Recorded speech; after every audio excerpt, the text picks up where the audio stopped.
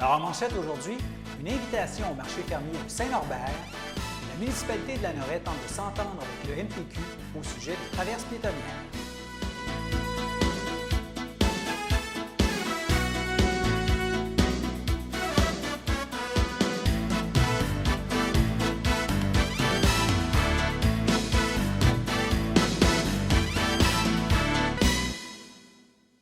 Alors bonjour mesdames, messieurs, mon nom est François Robert et bienvenue à votre bulletin d'information régionale du mercredi 22 juillet. Alors en cette année de pandémie de COVID-19, plusieurs, dont le premier ministre du Québec, François Legault, ont plaidé en faveur de l'achat local et ce pour aider les entreprises québécoises à mieux passer à travers la crise. Et c'est le cas pour les grandes entreprises comme pour les petits producteurs. Et une belle occasion d'aller encourager les producteurs de notre région, c'est de visiter les marchés locaux comme le marché fermier de Saint-Norbert. La prochaine journée de marché à Saint-Norbert, c'est ce vendredi. Alors, je suis allé sur le site près de l'église du village ce matin et j'ai rencontré la responsable Hélène Blondin. Elle nous explique un peu là, comment ça se passe et ce que l'on peut y trouver. Bonjour, je m'appelle Hélène Blondin, je suis la responsable du marché fermier de Saint-Norbert. Vous avez ici les dates du marché. Le prochain, c'est vendredi, le 24 juillet, le 7 et le 21 août et le dernier, le 4 septembre. Alors, vous êtes ici devant l'église Saint-Norbert, sous les arbres. C'est ici qu'a lieu le marché fermier, à l'ombre. Il y a une vingtaine d'exposants. Vous allez pouvoir acheter des légumes frais, des framboises, des bleuets, du blé d'Inde. On a même du canard bio fait à Saint-Norbert. On a du miel de Saint-Norbert. Il y a quelqu'un qui vient avec des champignons, toutes sortes de champignons. Si vous adorez les champignons, venez voir ça. On a aussi un apéro, un digestif à partir de l'érable, du sirop d'érable. Et dans les métiers d'art, on a une tisserande qui fait des produits excellents. On a aussi de la laine teinte avec des teintures végétales. Il y a Vert de Main qui fait des pousses, toutes sortes de produits bio qui sont excellents. Et j'ai 3 maraîchers sur place. Et vous allez voir, si jamais vous venez au marché, il faut vraiment le voir pour le croire. Alors, on a fait une fabrication d'origine contrôlée. Des petites étiquettes qui sont sur les produits qui déterminent tous les produits qui sont faits ici à Saint-Norbert. Alors, si vous voulez faire de l'achat local, c'est vraiment ici qu'il faut venir. Vous êtes invités. Bienvenue le 24 juillet. Le pourcentage là, de producteurs locaux, ça représente quoi? J'en ai 5. J'ai 5 marchands qui sont de Saint-Norbert sur les 20. Il y a plusieurs marchands qui ne peuvent pas venir cette année, des marchands de Saint-Norbert, parce qu'on a beaucoup plus de produits que ça à Saint-Norbert. Sauf que il y a les maraîchers ont eu beaucoup de difficultés, les agneaux d'épicure ont eu aussi beaucoup de difficultés à s'approvisionner cette année. Alors, ils sont peut-être ici au mois d'août, l'agneau de Saint-Norbert. Les heures, on vous reçoit à partir de midi et ça va jusqu'à 18 h, donc de midi à 6 h le soir. Et les heures d'affluence, c'est vraiment de midi à 4 h. Si vous arrivez vers la fin de l'après-midi, c'est sûr qu'il y a beaucoup moins de produits, mais vous êtes quand même la bienvenue. Le pain de la grigne de Joliette arrive à 14 h et à midi, on a les viennoiseries du pain griffé de Yamachiche. Alors, vous avez une variété de produits. Il faut absolument venir voir notre marché à Saint-Norbert. Tu sais qu'on est en année de COVID. J'imagine qu'il y a des mesures qui ont été prises quand même pour baliser tout ça, pour faire bien attention pour les risques de propagation de la COVID-19. Alors, tous les gens sont invités à se laver les mains avant de rentrer et la distanciation est maintenue. C'est moi qui vérifie à ce que les gens se dispersent sur le terrain. Le terrain est quand même assez grand, donc on a beaucoup d'espace.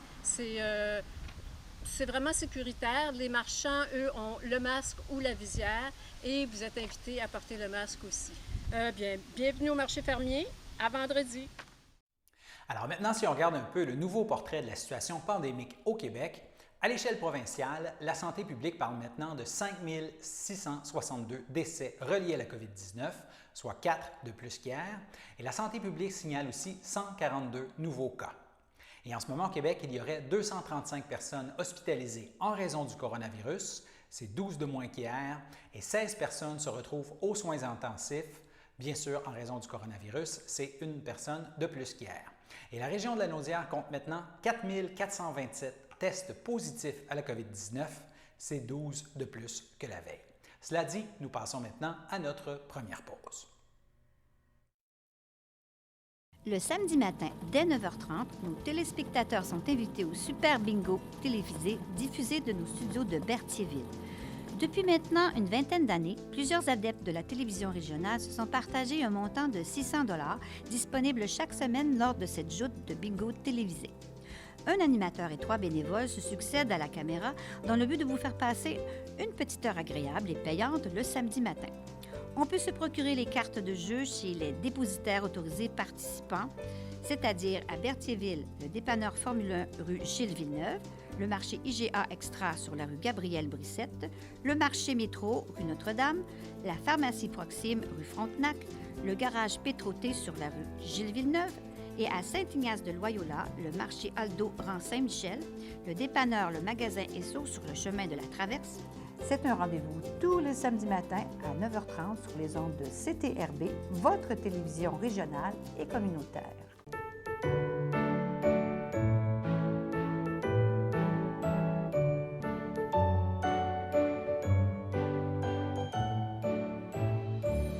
Alors, au chapitre des anniversaires pour ce mercredi 22 juillet, la FADOC de l'Île-du-Pas souhaite un joyeux anniversaire à Claude Fleury, Roy Grégoire, Linda Lessard et Réjeanne Duval. Alors, c'était les anniversaires du jour pour aujourd'hui. Affaires municipales maintenant. Tel qu'indiqué en manchette, là, la municipalité de Lanoraie diverge d'opinion avec le ministère des Transports du Québec et ce, non seulement sur l'entretien de certaines traverses piétonnières existantes sur son territoire, mais aussi sur la mise en place de nouvelles traverses piétonnières à certains endroits stratégiques de la municipalité pour, bien sûr, augmenter la sécurité dans le secteur. Alors, il y a des négociations qui sont en cours avec le ministère des Transports. Les explications du maire de Lanoraie, Gérard Jean. On a certaines problématiques avec les traverses piétonnières. D'ailleurs, j'ai parlé avec le ministre des Transports, M. Bonnardel, le mois passé. Moi, je suis sur le conseil d'administration de la Fédération québécoise des municipalités. Et puis, on a eu une rencontre. On rencontre plusieurs ministres par le biais de la FQM. Et puis, on a rencontré M. Bonnardel, puis je parlais justement des difficultés qu'on a avec le ministère des Transports, puis autant par rapport aux traverses piétonnières, parce qu'on avait demandé, nous, qu'on fasse la peinture des traverses piétonnières, et puis le ministère des Transports nous avait refusé. Mais en fin de compte, moi, j'ai donné la directive de les faire quand même, et puis qu'on enverra la facture au ministère des Transports. À ce moment-là, on verra. L'an passé, on nous avait permis de le faire. Puis là, cette année, on nous refusait. Je ne sais pas pourquoi. Puis, comme je vous dis, on a plusieurs difficultés. Comme là, il y en a une traverse piétonnière qui est demandée au coin de la rue Rondeau et Notre-Dame. Et puis, où est-ce que notre trottoir finit? Sur le côté nord. Et puis, il y a quand même une résidence de personnes âgées, Oui. Fleur de Lys. Et puis, ça fait plusieurs fois qu'on nous refuse cette traverse-là. Puis là, bien justement, dernièrement, on a eu une demande, un commentaire d'un citoyen qu'il a même écrit à la députée, là, parce que lui, il est au coin de la rue José, puis il a cité plusieurs fois des risques d'accident. Ça passait proche là, que quelqu'un se fasse frapper. Puis, il en est arrivé des accidents là, dans le passé. Mais des fois, c'est ce que je ne comprends pas du ministère des Transports, c'est qu'à un moment donné, c'est nous qui connaissons notre territoire, puis on se fait refuser des traverses, comme à la pharmacie, pour accéder au parc Jean-Bourdon. Pas au parc Jean-Bourdon, mais au centre sportif. On a un passage, nous, qui conduit jusqu'au chemin Joliette, puis il y a un développement qui est en arrière de la pharmacie. Mais on nous refuse, là, ça fait quelques années là, qu'on nous refuse de nous donner une traverse piétonnière là, c'est le chemin Joliette, puis c'est très dangereux cet endroit-là. On ne comprend pas, mais je pense que ça résume bien là, les traverses piétonnières. Emploi maintenant. Ma collègue Danielle Yvon s'est entretenue avec Joanie Ducharme. Elle est conseillère en ressources humaines et en intervention au Carrefour Jeunesse Emploi d'Autre-et-Joliette. Ils ont discuté de la réouverture de leur bureau et du programme Passerelle. On écoute l'entretien réalisé par vidéoconférence. Bonjour, je suis en compagnie de Madame Joanie Ducharme, qui est conseillère en orientation, c'est ça? Et exactement, c'est quoi votre poste? Conseillère aux ressources humaines et à l'intervention. À l'intervention, d'accord, au Carrefour Jeunesse d'Emploi d'Autrey-Joliette. Donc, c'est une belle organisation qu'on a dans la région. Vous avez maintenu quand même certains services durant la pandémie, mais depuis lundi dernier, donc depuis le 6 juillet, on pourrait dire que vous êtes rendu fonctionnel, vous avez rouvert vos points de service et tout. Hein. C'est bien ça? Oui, exactement. Pendant le temps de la pandémie, dans le fond, on a maintenu nos services, mais plus à distance. Fait qu'il y avait des choses qui roulaient quand même. Les intervenants prenaient contact avec leurs jeunes. Il y avait quand même des choses qui se passaient. Il y a notre projet préparatoire à l'emploi à Joliette aussi qui a repris du service étant considéré comme un service essentiel. Mais là, depuis lundi, on a rouvert nos portes. Fait qu'on est très content de pouvoir accueillir notre clientèle dans notre point de service de Berthier et de Joliette. Puis sur rendez-vous bientôt là, à la Valtrie aussi. OK, c'est ça que je te propose. La Valtrie, c'est sur rendez-vous présentement. C'est bien ça, ça reste encore sur rendez-vous, mais c'est accessible, c'est bien ça? Exactement. OK. Donc, aujourd'hui, de qu'est-ce qu'on veut parler plus spécifiquement avec le Carrefour Jeunesse Emploi? C'est le programme Passerelle. C'est un très, très beau programme là, que je connais très bien, mais j'aimerais quand même que vous nous en parliez un petit peu. C'est quoi l'initiative de ce programme-là? À quoi il sert exactement? Puis je pense que depuis quelques années, ça a beaucoup servi à beaucoup de jeunes. Hein? Oui, exact. Ça fait quand même déjà quelques années que la passerelle roule dans d'Autrey. Fait que des fois, c'est à Berthier, des fois, c'est à Joliette. Présentement, vu tout ce qui s'est passé avec la pandémie, c'est une nouvelle formule. On prend, c'est physiquement à Berthier, mais on prend aussi des gens à distance qui peuvent le vivre de façon virtuelle, c'est-à-dire qui vivent les animations à distance de chez eux en utilisant un peu Zoom et les autres plateformes. Puis qui font leur rencontre des fois téléphoniques, fait que plutôt que de se présenter en personne. Fait que ça permet un plus large éventail de gens qui ont peut-être des fois des difficultés à se déplacer d'une ville à l'autre, mais de pouvoir quand même faire leur démarche. Parce que le but du projet, dans le fond de la passerelle, c'est vraiment d'aider, d'accompagner des gens de 18 à 35 ans qui souhaitent se trouver un emploi ou découvrir un métier. La formule est faite sur 12 semaines. Le projet est déjà commencé, mais puisqu'on est encore en recrutement, c'est encore possible, s'il y a des gens qui sont intéressés à s'inscrire, c'est toujours possible encore aujourd'hui. Dans le fond, le projet il est vraiment sur une formule de possibilité d'aller faire des stages en entreprise. Possibilité de se faire connaître par des employeurs, puis de pouvoir dire, ben moi, j'ai le goût de travailler ici, j'aime ça, j'aime l'ambiance, les employeurs apprennent à me connaître. Quand on sent que c'est un bon match, ben le but, c'est d'intégrer un emploi dans cette entreprise. Oui, c'est ça, exactement. Mais le jeune, il est référé par lui-même, je dis par lui-même. Est-ce que c'est de lui-même qui se présente ou il y a d'autres sources, je ne peux pas dire de recrutement, des centres emploi Québec, des choses comme ça? Est-ce que vous avez plusieurs sources de recrutement pour ce programme-là? Bien, dans le fond, les deux sont possibles. Fait que quelqu'un qui serait intéressé aujourd'hui pourrait appeler au Carrefour Jeunesse Emploi ou se présenter, parce que là, on l'a dit tantôt, nos portes sont ouvertes maintenant. Mais il pourrait aussi passer par son centre local d'emploi, parce que c'est un projet fait conjointement avec Emploi Québec. Fait qu'il pourrait se présenter aussi à Emploi Québec, dire, ben moi, j'aimerais ça faire le PPE de la passerelle. Puis, il serait rencontré par un agent d'aide à l'emploi qui pourrait justement nous le référer. Ouais. Parce que ça s'appelle passerelle parce que vous faites le lien, en fin de compte, entre les jeunes et les employeurs. C'est ça exactement que je comprends, là. Ben oui, c'est ça. C'est vraiment le but du projet, c'est d'apprendre à se connaître en tant que travailleur, d'aller essayer des places, puis comme vous dites, d'avoir un bon match. Fait que c'est pour ça la passerelle. Le jeune qui se présente chez vous, il dit j'ai le goût de travailler, mais il n'y a pas d'idée dans quoi qu'il pourrait travailler. Ou, vous allez lui aider tant qu'avec des rencontres avec des personnes comme vous, avec des employeurs, avec des questionnements, j'imagine, avec des formations pour qu'ils devinent qu'est-ce qu'ils aiment. C'est ça que je comprends, là, pour qu'ils devinent. Pas qu'il devine, mais qu'il découvre, mettons qu'on va mettre le bon terme, qu'il découvre, qu'il apprend à se connaître et apprend qu'est-ce qu'il veut faire dans la vie. Là. Je veux dire, il y a des beaux exemples là, pour en avoir eu des fins de programme là, que nous avons assisté d'avoir vu des jeunes là, se présenter. C'est vraiment ça le but, c'est que le jeune qui se cherche aujourd'hui, parce qu'il y en a encore, donc vous l'accompagnez de A à Z en disant viens nous rencontrer, on va peut-être te trouver une solution, tu vas peut-être découvrir, je pense, quelque chose que tu ne t'attendais pas de découvrir aussi. Là.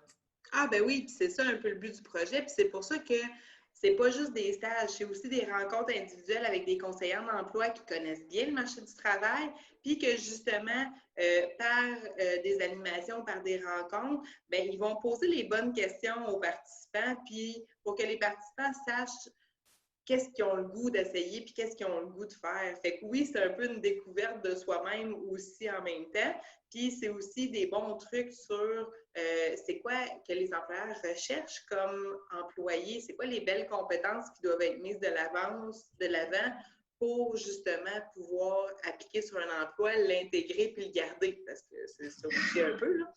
C'est ça. Mais je pense qu'il y a aussi, on pourrait dire, à la fin, il y en a qui ont décidé carrément de retourner étudier. Là, je veux dire, c'est des décrocheurs ou des gens qui avaient quitté, on pourrait dire, le réseau de l'enseignement, quel que soit le niveau, puis ils se découvrent en disant, bon, ben là, j'ai trouvé ma passion, puis je retourne étudier. Là. Ça peut être ça aussi l'option finale du 12 semaines. Oui, parce que dans le fond, on en a de tous les genres. Je disais tantôt 18-35 ans. La seule chose, les seules conditions qu'on demande, nous, c'est ça. C'est 18-35 ans qui n'est pas en emploi actuellement, bien évidemment, puis qui habite dans la Nodière. Mais ça peut être autant des gens qui ont déjà eu des formations, que là, ils viennent essayer le métier pour lequel ils ont été formés, pour redécouvrir, voir si ça leur tente toujours. Mais effectivement, ça peut être aussi des gens qui n'ont pas de formation pour le moment, que là, ils viennent découvrir un métier qui les intéresse, puis que oui, le but, c'est de peut-être retourner aux études justement pour pouvoir avoir une chance d'obtenir ce métier-là éventuellement. Fait que oui, ça peut être, les deux sont bons. Ça peut être les deux sont bons. Donc, si on résume rapidement, c'est pour les, vous m'avez dit 18-35 ans, tu n'as pas besoin d'être allé à l'école, tu peux être décrocheur, on va dire quand même le terme, quelqu'un qui a fait un retour au travail, qui a vécu des choses, qui revient dans la région. L'autre critère, c'est quoi? Être sur le territoire de la MRC d'Autrey-Joliette ou c'est pas un critère vraiment spécifique? C'est vraiment la personne doit habiter dans la Nodière. Fait que tant que ça reste dans la Nodière, c'est possible. Fait que 18-35 ans qui habite dans la Nodière et qui n'est pas en emploi en ce moment, au niveau de la formation, il n'y a aucun critère. Fait que cette personne-là pourrait se présenter au Carrefour ou appeler. Puis elle aurait tous les renseignements nécessaires pour faire le projet. Et c'est un contrat, on pourrait dire, de 12 semaines, c'est ça? C'est qui commence aujourd'hui puis qui va se terminer, dans le fond, à l'automne, c'est bien ça? Et nous, le projet, vu qu'il est déjà débuté, ça risque. Nous, on calculait que ça finissait à peu près à la fin août. Fait que quelqu'un qui commencerait la semaine prochaine aurait un petit peu moins de semaines, mais quand même, on est efficace. Là. Fait que la personne qui arrive, elle va faire des animations, elle va faire des rencontres individuelles, puis elle va y aller en stage rapidement. Elle va y aller en temps, ça va être plus condensé, mais il n'y a pas de problème. Oui, c'est ça. Et on pourrait dire, juste en dernière question, le taux de placement à la fin, c'est un beau succès. Le taux de placement puis le taux de rétention des jeunes suite à avoir passé la passerelle, ils se trouvent un emploi, puis par la suite, ils restent en emploi. Je veux dire, c'est un beau match. Oui, habituellement, je dirais qu'à travers les années, là, ça s'est vraiment soutenu. Au niveau du taux de placement, il est super bon. Tu sais, c'est vraiment, on met tout en place pour que ça marche. Là. Fait que habituellement, ça fonctionne bien dans la majorité des cas. Puis après ça, ben, c'est le travail aussi que la personne fait elle-même à faire les démarches et à s'assurer de garder sa job. Vous la soutenez, là. Vous la soutenez. Oui, c'est ça, exactement. Je pense que vous la soutenez même au-delà du 12 semaines pour faire des suivis, puis de voir si ça continue, si ça va bien, puis garder la motivation, on pourrait dire. Exactement. Ben oui, c'est ça. On ne disparaît pas de la vie de la personne quand elle finit son projet. On reste là aussi longtemps qu'elle a besoin. Okay. Donc, on téléphone au numéro de téléphone, il y a un 450, mais il y a un 836 à Berthier, hein, je crois. Oui, c'est ça. Fait que le 450-836-1112. Pour quelqu'un qui serait plus proche de Joliette, ça serait 450-755-2226. Et est-ce que tu demandes quelqu'un en particulier ou il dit « j'aimerais ça m'inscrire à la passerelle » ? C'est sûr que s'il nomme la passerelle, ça va être déjà bon, mais oui, effectivement, que le nom du responsable en ce moment, c'est David Testa. Bon, ben d'accord. Je te remercie beaucoup d'avoir pris du temps cet après-midi pour en parler. Puis, on va propager, comme on dit, la bonne nouvelle là, pour que vous pourriez avoir des nouveaux inscrits là, s'il reste encore des places. Merci beaucoup. Ça me fait plaisir.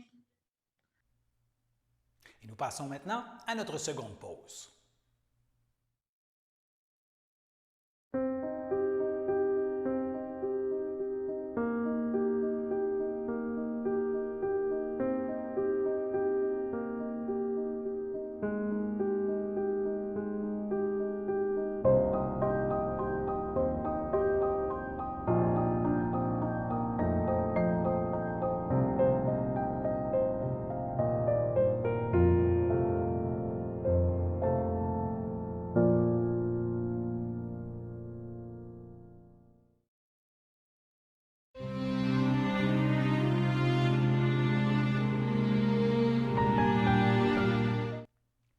Comme vous le savez, les services pour certaines personnes décédées au début de la crise de la COVID-19 ont débuté.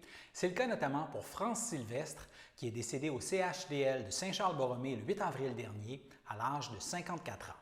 Elle était la fille de Jean-Paul Sylvestre et de Daniel Giraud, demeurant à Saint-Cuthbert et native de Sainte-Geneviève-de-Berthier. Elle laisse dans le deuil, outre ses parents, ses oncles et tantes, Céline Sylvestre et son conjoint Paul Laforêt, Alain Sylvestre et sa conjointe Gisèle Lavallée, sa filleule Chloé Sylvestre, ainsi que plusieurs cousins et autres parents et amis. La famille tient à remercier l'Association des aidants naturels et en particulier Karine Rattel pour son soutien envers la famille.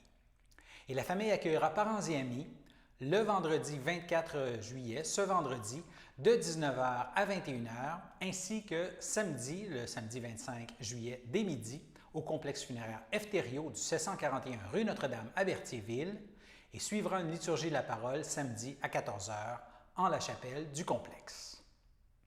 Maintenant, au CHUM de Montréal, le 28 avril, à l'âge de 94 ans, est décédé M. Roger Dolbec. Il était l'époux de feu Claire Pelletier, demeurant à Berthierville et autrefois de Saint-Zénon. Il laisse dans le deuil ses enfants, Jocelyne Dolbec, Guy Dolbec, Francine Dolbec et son conjoint Raoul Soucy, Yvon Dolbec, Nicole Dolbec et son conjoint Alain Lambert, Jeannot Dolbec et sa conjointe Manon Lucier, Denis Dolbec et sa conjointe Francine Roy, Lynne Dolbec et son conjoint Serge Demers, les soucis dans le deuil, ses petits-enfants et ses arrière-petits-enfants, de même que son frère Gaston Dolbec et sa conjointe Yolande Lafleur, ainsi que plusieurs neveux, nièces et autres parents et amis. Et la famille accueillera parents et amis le samedi 25 juillet, ce samedi, de 10h30 à 11h en l'église Sainte-Geneviève-de-Berthier et suivront les funérailles à 11h, toujours bien sûr à l'église de Sainte-Geneviève-de-Berthier. Et les cendres de M. Dolbec seront ensuite déposées au columbarium de Berthierville. Maintenant au centre hospitalier Pierre-le-Gardeur. Le 19 avril, à l'aube de ses 76 ans, est décédée Mme Louise Lontin, demeurant à Saint-Gabriel-de-Brandon. Lui ont précédé sa sœur Gisèle et ses frères Jean-Guy et Gilles. Elle laisse dans le deuil ses fils, David Destrempes et sa conjointe Nathalie Racine, Mathieu Destrempes, son autre fils Mathieu Destrempes, de même que le père de ses fils, Feu André Destrempes, les soucis dans le deuil ses sœurs et son beau-frère, Rachel Lontin, Thérèse Lontin et son conjoint Peter Jaslow, ainsi que plusieurs neveux, nièces et autres parents et amis. Et la famille accueillera parents et amis ce dimanche, le dimanche 26 juillet, de midi à 14h30, au complexe funéraire Efterio du 741 rue Notre-Dame à Berthierville, et suivra une liturgie à la chapelle du complexe à compter de 14h30. Maintenant, au CHDL de Saint-Charles-Borromée, le 15 juin, à l'âge de 93 ans, est décédée Mme Claire Barthes, épouse de feu Claude Plante, demeurant à Saint-Ignace de Loyola. Elle laisse dans le deuil ses filles Sylvie Plante, Linda Plante et son conjoint Christian Danfous, Gaëtane Plante et son conjoint Jean Sylvestre, les soucis dans le deuil ses petits-enfants Nancy, Roxane, Véronique, Claude, Stéphanie, Raphaël et leurs conjoints et conjointes, de même que ses arrière-petits-enfants Charlie, Anaïs, Damian, Mayra et Nolan, Les soucis dans le deuil, son beau-frère Marcel Plante, feu Lucienne Latulippe et feu Lucienne Chevalier. Les soucis dans le deuil, Marie-Blanche Bergeron, feu Lucien René Plante, ainsi que plusieurs neveux, nièces et autres parents et amis. Et la famille accueillera parents et amis lundi le 27 juillet en l'église Sainte-Geneviève de Berthier dès 13h et suivront les funérailles à 14h30. Et Mme Barthes sera ensuite inhumée le jour même au cimetière de Saint-Ignace de Loyola. Maintenant, à son domicile de Berthierville, entouré des siens, le 30 mars, à l'âge de 72 ans, est décédé M. Robert Allard, époux de Lynne Champagne, fils de feu Alphonse Allard et de feu Gabriel Lefebvre, demeurant à Berthierville. Il laisse dans le deuil, outre son épouse, ses enfants, Louis et sa conjointe Félicia Venn, Loli et son conjoint Vincent Laure Perrault, Jenny et son conjoint Rochdi Hussein, de même que ses petits-enfants Jaden, Michaela et Aïdia. Laisse aussi dans le deuil sa filleule Louise Allard et son conjoint Alexandre Malo. Laisse aussi dans le deuil sa belle-mère, Mme Irène Moreau, feu Rosaire Champagne.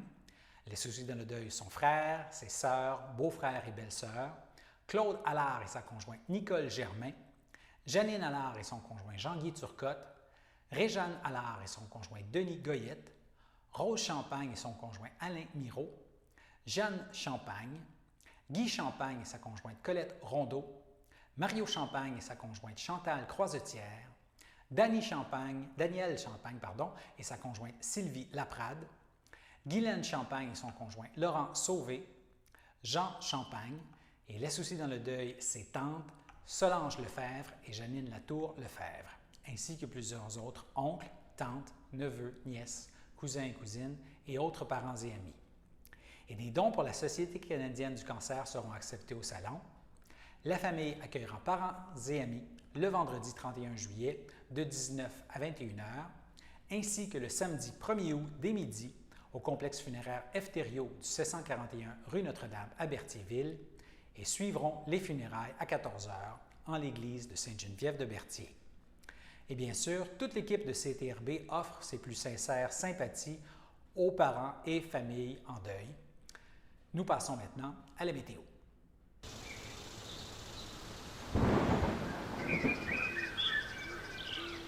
Alors bonjour tout le monde, donc aujourd'hui on est mercredi, c'est vraiment une très belle journée, je sens qu'on est très bien, même en petite laine, on est confortable, il fait 19 degrés avec un ressenti de 20. Il y a des passages nuageux malheureusement, cet après-midi 26 degrés avec un ressenti de 30, encore là passage nuageux.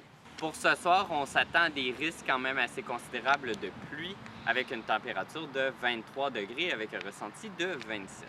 Cette nuit, une température de 18 degrés avec un ressenti de 18 et la pluie va se poursuivre, mais elle va diminuer au courant de la nuit. Jeudi matin, une température de 19 degrés avec un ressenti de 20. Encore là, des petits passages nuageux et ça va être très humide étant donné la nuit très pluvieuse qu'on va avoir. Et demain après-midi, pour conclure, une température de 26 degrés avec un ressenti de 32 et il va y avoir des risques d'orage, donc préparez-vous à ça. La qualité de l'air va être très bonne. Le niveau de UV, par contre, ça va être très élevé, donc faites attention à ce niveau-là. Et le pollen va être bas. Les mouches à chevreuil, c'est modéré au courant de la semaine, mais ça va être élevé demain et après-demain aussi. Donc, ça va être 2 journées où ça va être très élevé. Donc, faites attention à ça si vous faites des randonnées dans des zones un peu plus forestières. Et en ce qui a trait aux moustiques, même chose, donc modéré, mais élevé demain. Mais heureusement, on s'en tire bien pour le reste de la semaine, ça va rester modéré. Donc, merci beaucoup, c'était Xavier de CTRB. Passez une très belle journée. Alors voilà, c'était vos informations sur les ondes de CTRB. Revenez-nous demain pour un autre bulletin d'information régionale et excellente fin de journée à tous nos téléspectateurs.